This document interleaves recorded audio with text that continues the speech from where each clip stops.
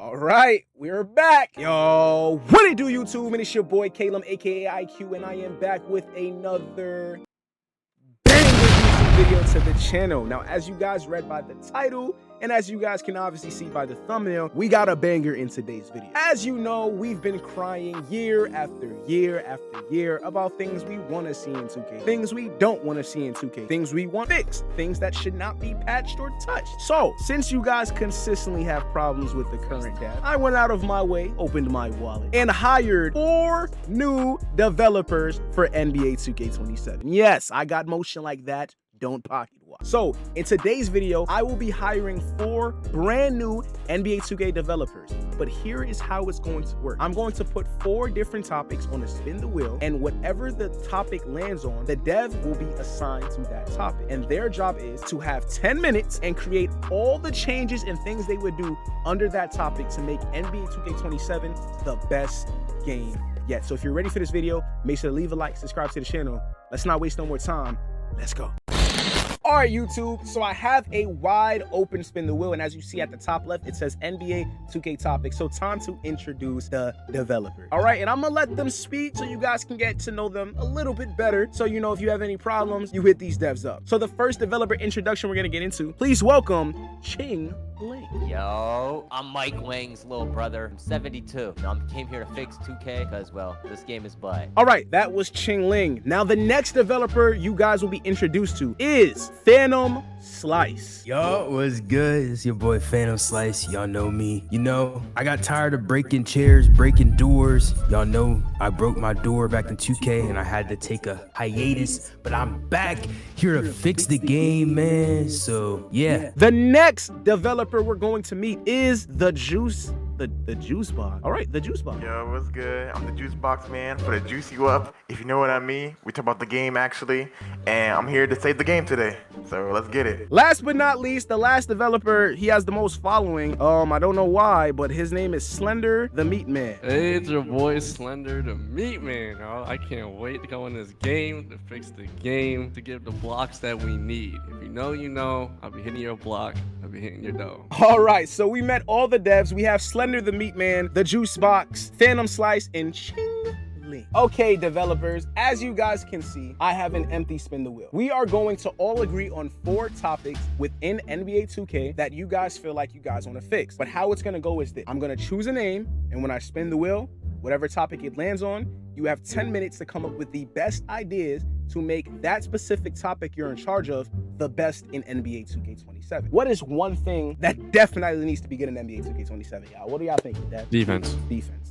So would that be gameplay, right? Let's say gameplay. My career storyline. I think the build system. Rewards. You know what, let me make it a little bit more juicy. I'm gonna put event. We'll put anti-cheat. All right, I feel like this is a good list. All right, so there's a whole bunch of topics here. We have gameplay, my career storyline, the builder system, reward slap the rep system, events, and an anti-cheat system. Are we locked in with these topics, developers? Yes. All right, sir. would any developer like to walk the stage right now and be the first one to spin the wheel? I want to spin. I want to spin. All right, the Juice Box. The Juice Box, your topic that you have 10 minutes to make the best in NBA 2K27 is...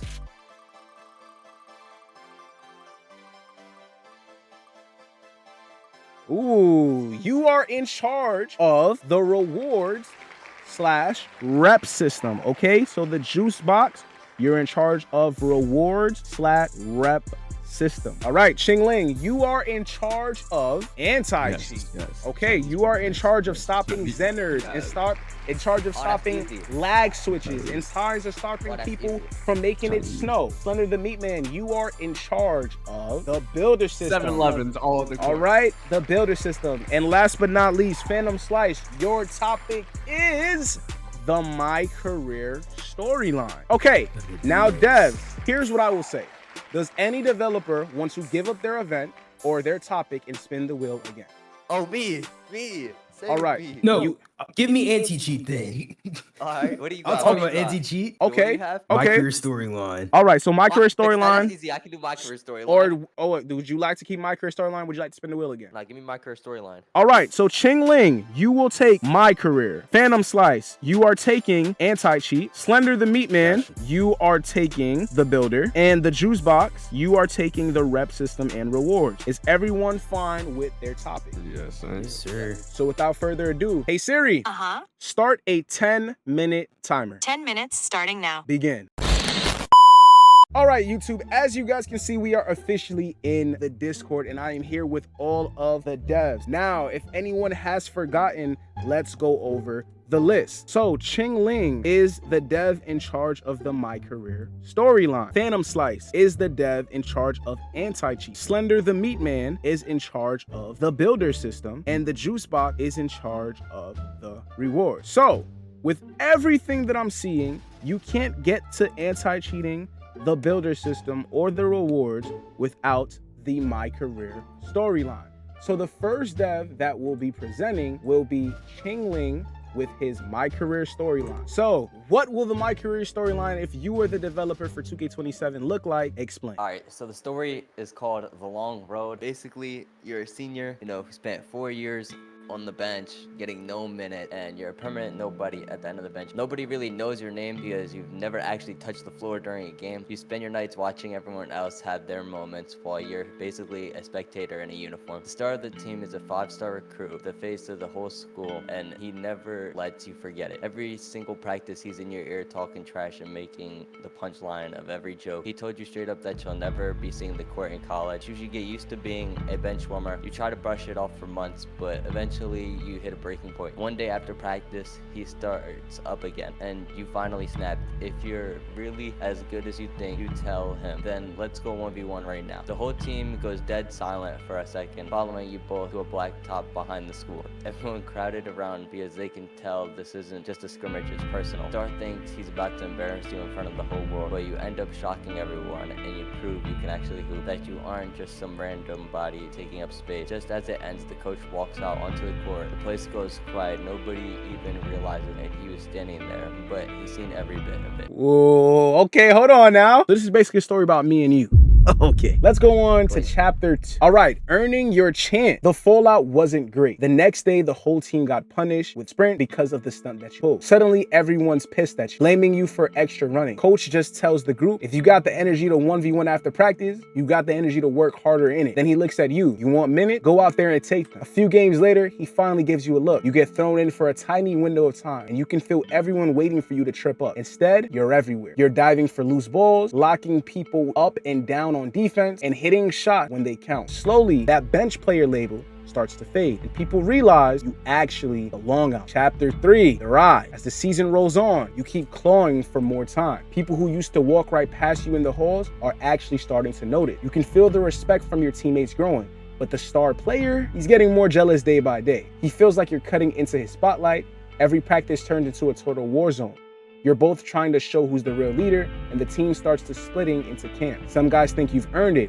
Others are still loyal to the star. It's getting so messy that the coach finally calls it one last challenge. A 1v1 in front of the entire school. The winner is the face of the team heading into the playoff. The gym is packed. For the first time, everyone sees how far you've actually come. The kid no one believed in is standing eye to eye with the best player in the school, and by the end of it, you've earned every bit of respect in that room. Even the star has to admit you deserve your spot. Suddenly, you're heading into the state tournament, and everyone's looking at you to lead the team. The pressure is heavy, especially with college scouts in the stands for every game. You know one bad night could tank everything. The team keeps grinding through, and you make it all the way to the championship. The only thing that's in your way is the #1 team in the state, led by the top recruit in the country. He tells you before tip-off that you're just a lucky bench player. You go out, play the game of your life. You're scoring defense and making the kind of plays that show you belong with the best of them. In the end, your team loses a heartbreaker, but the damage is done. Your name is everywhere now. The offers start coming in. You're just getting started. Chapter 5, the decision. Once the season is over, the colleges come knocking, but the NBA scouts are still skeptical. They think you're too raw, you've got too packed. Take a safe route through college or take a massive gamble to get noticed. That's when you hear from a trainer who specializes in helping people get into the league. He tells you about a pro spot in Mexico. Avocados from Mexico.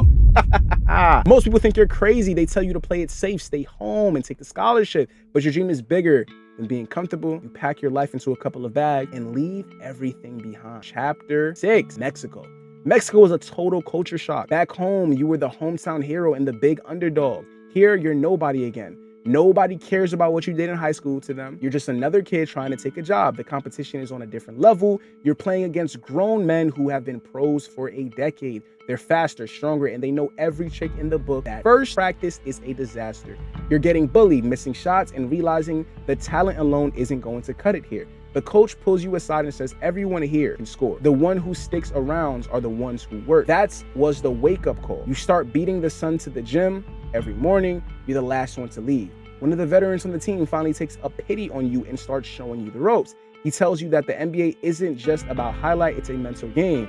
Those first few games are brutal and you barely see the court. People back home are saying you blew it, that you should have stayed in school. You just keep your head down. Then everything clicks, your team is down, the coach throws you a bone and you just go off. Shots are falling, you're getting steals and you're bringing this crazy energy. The crowd starts chanting your name. And for the first time since you landed, you feel like you've actually arrived. Chapter 7, becoming a prospect. After the game, the momentum is unstoppable. You're not the new kid anymore. You're the engine of the team. Your highlights are going viral back in the States and everyone's realizing your gamble might actually pay off. NBA scouts start flying down to Mexico just to see you play, but with that comes even more pressure. Every single play is being dissected because you know there's someone in the stands holding your future in their hand. The kid who couldn't get a minute in high school is now a pro prospect with a real shot at the league. And the last chapter, Chapter 8, the final chance. It all comes down to this. The final game in Mexico with an NBA scout sitting courtside. You look around the arena and it hits you. You remember being bullied at practice, the long nights on the bench, and the day you left home just for a chance to be seen. Everything you've been through has led to this one moment. You've got one game to prove you belong.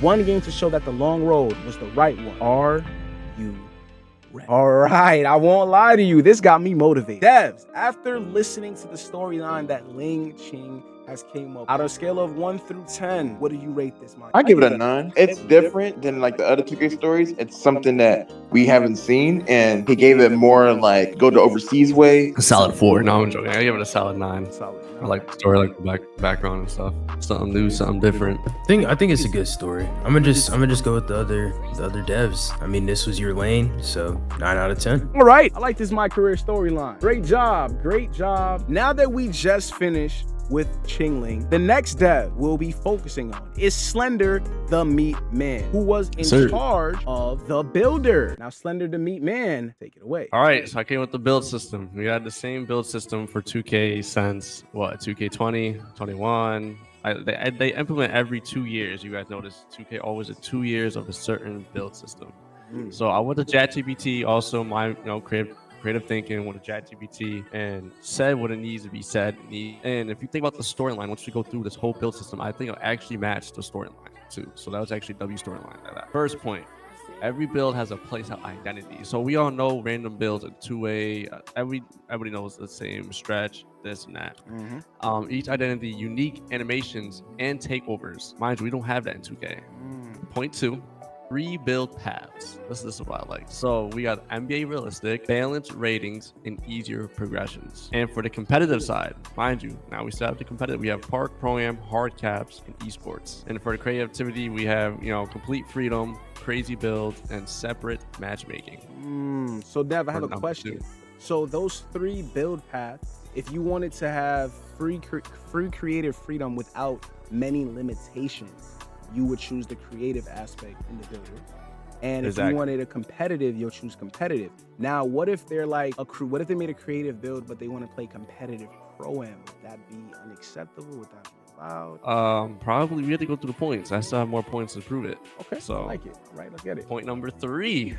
Actually, no, point number 3. Yeah, point number 3 is the positions. Nobody knows. We're gonna keep with the point guard, shooting guard, small forward, power center. But we have animations, defensive tendencies, and play styles and badge availability that will be different for all. It's not like a small forward have the same badges of a power forward and center. This is basketball IQ attribute 0 to 99. Everybody knows you're 0 to 99. So now controls. Now we have AI help defense. So if you leave the game, you're actually implements good defense, rotation, cutting, spacing, and pass vision. Because you know AIs don't really have AI like pass vision. So instead of making steals overpowered, high IQ players simply play smarter. See, I don't know. It's the small improvements, man. I'm trying to make this game in the build system. All right, meat man, I'm liking this. All right, point number 5, athleticism. So this comes down. So everybody knows everything was tied into agility or speed. For me, I wanted to have a sprint speed, burst speed, lateral speed, explosive, balance, flexibility, body control, and endurance. Because we know every NBA player has to practice everything to be control of their body. More body control, more balance, more flexibility, more explosiveness, first quick burst speed, and sprint speed. So for the badge skill tree, instead of automatically earning badges, choose RPG skills. Like 1, we go playmaking tree. So you get needle threat, bailout, ankle assassin, floor. So that's for like the playmaking. Basically for the same thing for finishing, shooting, defending. You'll have the example like if you want to be a playmaker, defender, it'll give you like the badges that you need to require to get. And are these badges tied into the takeovers? You'll see, man. Let's keep on scrolling, man. All right, man. Signature player perks. Every build gets 1 unique perk. Examples: ice in the veins, better clutch shooting. Everybody knows clutch shooter. That was a best badge to have. Court vision. Now with the playmaking, the times with the playmaking, better teammate passing windows. See, lockdown mentality, better defensive reactions, heat check. There's already heat check in the game. Heat check, I think, is one of the best things to add into the game for the extra significant boost. And only one can be equipped as you can be equipped. So you can't have multiple to make you overpowered. All right, man, let's go down to number 8, dynamic physical growth. So training changes your body. We all know that. If you work out in real life, everybody knows you gain strength, become bulker, lose weight, become faster. No rebuilding your player from scratch. I got a question. So what's your question? If you eat a lot of snacks and don't work out, will you be fat? You'll become bulker. Yes. That's the thing. So you lose your speed, lose and gain. In my opinion, that should be a thing in the game. All right, man, let's go down to VC. Everybody knows talking about VC, man. I'm spending money on this game. Unlimited build saves, free testing at 99, which is already in the game. You know, we're gonna keep it at the game. You can free test at 99. We have 5 full respect per builds. After that, respect costs VC, and no more spending 450k on stake. Number 10. Now this is where it gets juicy. So now bad magistry. We have instead of Hall of Fame, badges evolve. Bronze, which it already does, but evolves the bronze, silver, gold Hall of Fame legend. Now we're introducing GOAT. But GOAT badges are required completing real basketball challenges, not just grinding the game. GOAT badges will be overpowered in the game, man. That's all I gotta say. If I ever make 2K, man, GOAT badges will be that. Go down to the chemistry system, man. Everything in the build and the chemistry you gotta get. Playing with teammate builds chemistry. High chemistry unlock better screens, better passing, better cuts, and better alley-oops. So over time, what I was thinking about, like over time, you play with your teams. You're 5, you're 3. There's a chemistry that always, there's a chemistry meter that builds up to the next level. All right, man. Number 12. All right, overall is hidden. Players earn elite shooter, clutch performer, defensive menace, transition killer, and floor generals. This tells opponents how you actually play.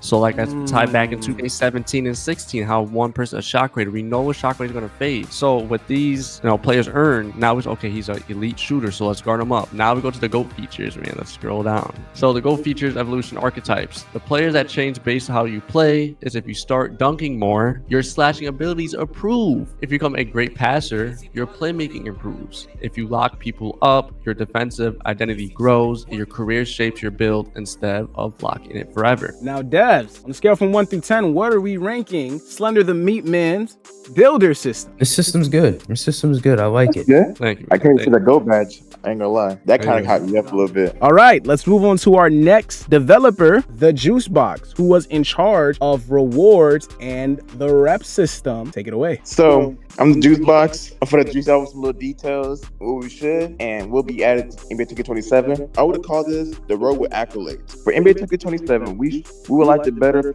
for our game called Road with Accolades. The Road with Accolades is a rep system that created by Dev, the juice box, which is me, where it's fun and game experience winning awards. There should be choices picking our prizes, something we should do. Which means rep level up, there's a path where you guide yourself and what best options, not just for you, but your player entries.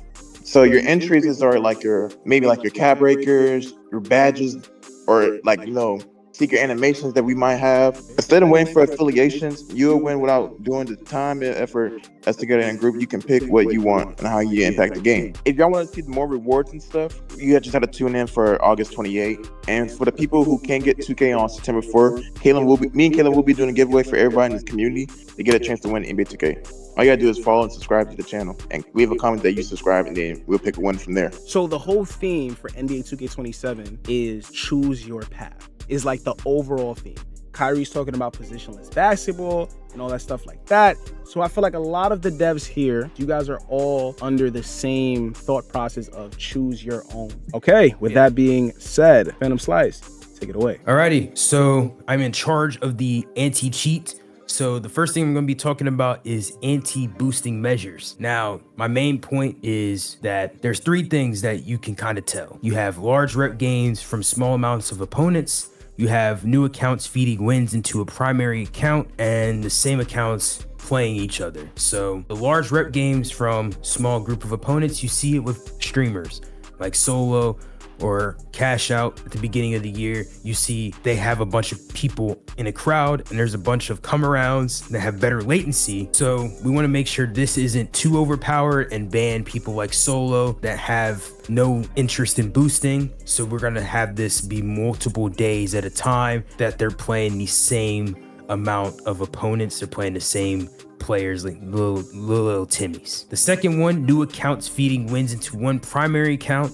You obviously saw with the starting 5 2-box method, people were making new accounts to play in starting 5. So we want to make sure that's not a thing. The same accounts repeatedly matching together. This is already in the game to some degree. We have seen people get banned, so we want to make sure we tune this well so that rightful people and people that are playing the game correctly don't get banned from boosting when it's just their little Timmies from their chat. And so the way we do this is with a trust level and ban tiers. Obviously, you guys know most of bans across multiple games, you have the week ban, 2-week ban, the 30-day ban, and then a permanent ban. We have a low, medium, high system that does a couple of things. So low, we just put those into a monitor players. So for a Solo, he would probably get taken off of this very quickly because we would realize he's live streaming his games. He's not actually boosting. Medium is when you're getting caught a little more. We're going to put you in your own cheater only lobbies. So if you want to have your Titan, then you can play against another Titan user all day. I'm liking this. High is this is before your ban. We're going to remove your leaderboard results and freeze any rewards until we make sure you aren't cheating. So if you have a bunch of event points in a short amount of time, you will not get those rewards. Your rep will be frozen and you'll get put in the cheater only lobbies, obviously, but we won't ban you quite yet. We need to get more evidence, make sure. When we do get enough evidence though, you will get hit with a 7, 14, and 30-day ban. If you go crazy on the first one, we're just gonna get you a 30-day ban off rip. Now, if you keep getting banned repeatedly, we will IP console ban, and for the very egregious people, we will sue you just like Fortnite did. Now, for the verified, standard, and restricted players, verified players can play anywhere. They can play in Pro-Am, events, and they are leaderboard eligible for top 10 or events. Standard players can play in park and casual play. So maybe you don't want to go through a whole verification process with your controller. Maybe you want to use a little more of a broken controller. If you're on Xbox, then you can play in the park, but you have to be vetted and go through a verification process. We want to make sure there's no Titans, no Zens in these Pro-Am environments. And we need to talk about Sony in a second. But if you are restricted, you get to play with the unverified players. It'll basically look like PC in 2K21. You'll probably be playing a demigod that's 8 feet tall. That's on you though. If you want to cheat, you got to cheat. Now, what does Sony and Xbox need to do? As you guys know, 2K is a console game. Obviously, it is on PC, and you see companies like Riot with Vanguard. You can't really have Vanguard on console. So what we need Sony and Xbox to do is to make sure every console that is connected to 2K is authentic, not modified at all. There's not any unsupported devices connected, which brings up the question, how do you stop Titans and Zens? Titans read their screen, so Titans read the screen, so that's a little of an issue. So we have to still figure that out, and that's more with banning the people that have very similar millisecond timing and things of that nature. We need Sony and Xbox to give us the platform so that we can handle players that are being rightfully reported and banning accounts that are associated with boosting or cheating accounts. This will help us a bunch. I'm loving that. With that being said, I would like to say, YouTube, this is what the developers that I hired would do if they were in charge of NBA 2K27. Now, the biggest question is, with these developers in charge, would you buy NBA 2K27? Let me know in the comments down below. That is all that we have for today's video. I want to thank all the devs for helping us remake NBA 2K27. If you enjoyed this video, make sure to leave a like and subscribe to the channel. And as said before, a 2K27 giveaway will be happening, but you must be subscribed and like this video and comment to be entered. I love you guys, and I'll see you guys in the next video. It's been your boy, KC, aka IQ, and I'm out.